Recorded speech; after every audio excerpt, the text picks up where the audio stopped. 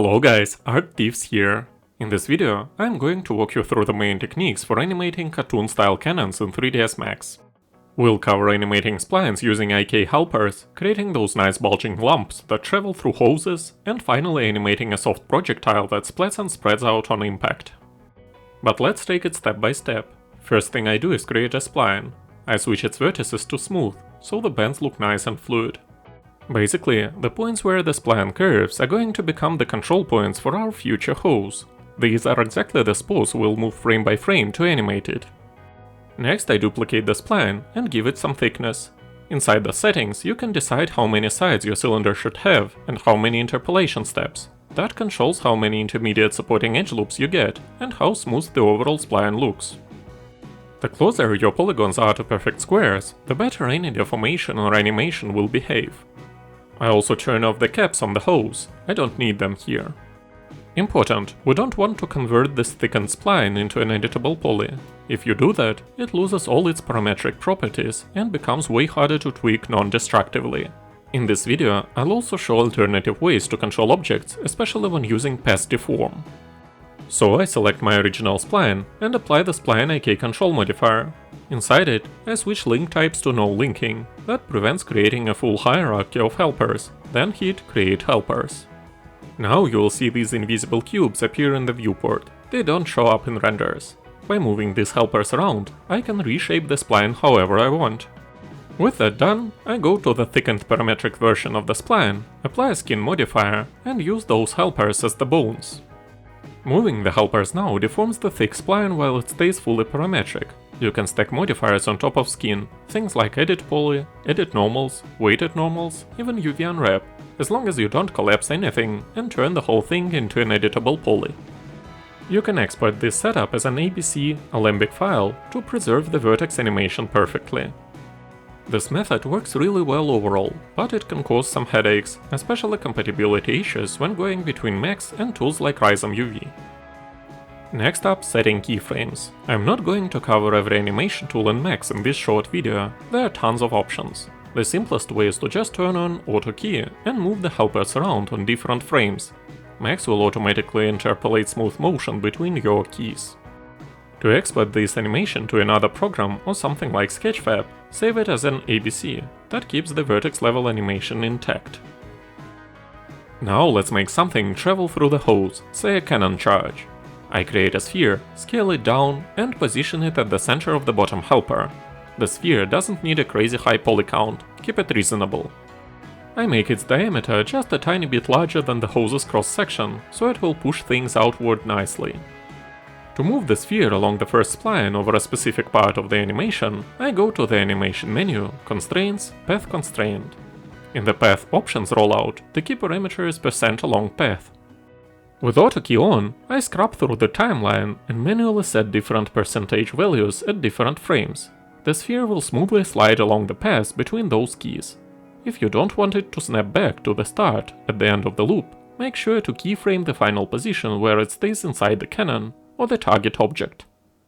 By the way, the sphere itself won't be visible in the final render, we are only exporting the deformation it causes on the hose.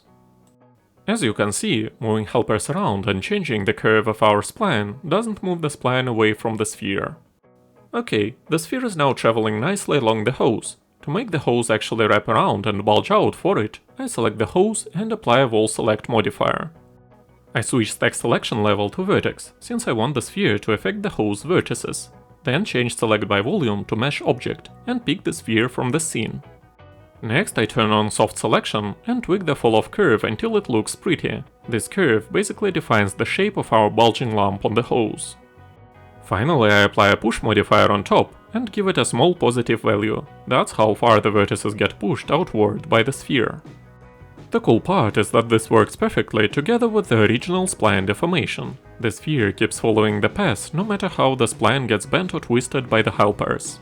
One key thing, since the hose geometry determines how good the animation looks, give it enough vertices so the bulges deform smoothly. But don't go overboard, too many verts will hurt performance. This matters for games, less so for pure animation or cartoons. And again, the closer your polys are to near square shapes, the cleaner all deformations will be. I don't recommend hand modeling any hose surface details. It's much better to unwrap the hose as a clean rectangular UV chunk and paint all the bumps, seams and wear during texturing. All of this is great, but what if you want to position a loft object or a regular polygonal cylinder along the control spline instead? That's totally possible with the Path Deform modifier. Make sure it's the OS version, not Path Deform WSM. Animations like this won't export properly in standard FBX. Parametric links turn into static geometry, which defeats the purpose. But you can export them as vertex animation via ABC without issues. Critical rule: never collapse your stack or convert to editable poly, or you will lose all the parametric controls. In general, placing an existing cylinder along a spline is pretty straightforward. Create your object at the right height, apply Path Deform to it, and play a bit with its settings. Path Deform locks the object to the spline reliably, and you still control the spline shape with the helpers. Why avoid Path Deform WSM?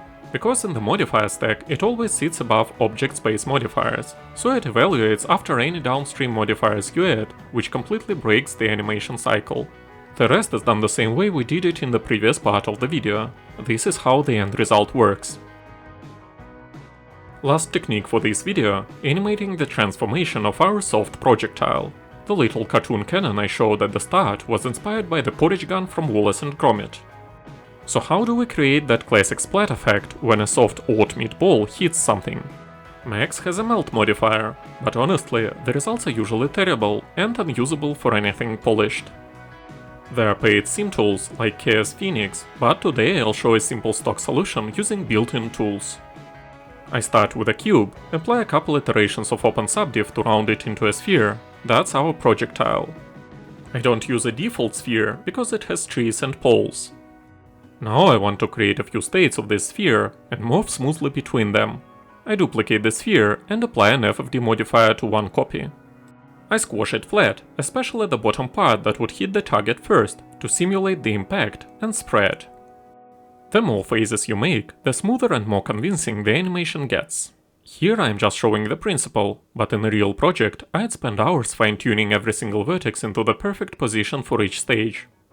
The core rule: don't create new geometry, stick to the original vertex count and just move what's already there. For texturing, it can be a single uniform material, but you can also switch textures via Morpher material in Max, though that's rarely useful, or use linear interpolation, LIRP, in Unreal Engine. The switch isn't instant, you get a nice gradual blend from one texture to the next. Finally, I duplicate the original sphere again and apply a Morpher modifier to it. We can use AutoKey to move between the different states over keyframes. Important: AutoKey records tons of changes, so be careful, you don't want to accidentally keyframe unnecessary transforms. Whenever I switch to a new morph target, I hit the Zero Active Channel Values button first. That resets everything cleanly, so Max gives me exactly the pose I want, without weird residual transformations. Otherwise, you just load all your objects with identical vertex counts into the Morpher channels and space them out across the phases of animation. That's it for the main techniques. Hope this gives you a solid starting point for cartoon gun effects in Max. The video will continue for some time to show you the final part of the process. At this stage, I simply finalize some things I've explained previously. I think this covers everything I wanted to mention in this video. Thanks for watching, guys. If my videos are of use to you, please be my guest and subscribe to my channel for more stylized content and modeling tips. And most importantly, have a great day!